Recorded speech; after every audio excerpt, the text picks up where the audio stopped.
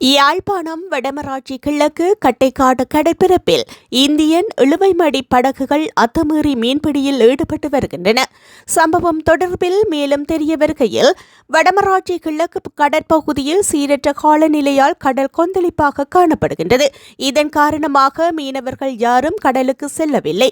இதை சாதகமாக பயன்படுத்திய இந்திய இழுவைமடி மீனவர்கள் கட்டைக்காட்டு கடற்பரப்பிற்குள் 1 கிலோமீட்டர் கரைக்கு அண்ணளவாக வருகை தந்து இழுவைமடி தொழிலில் ஈடுபட்டு வருகின்றார்கள்.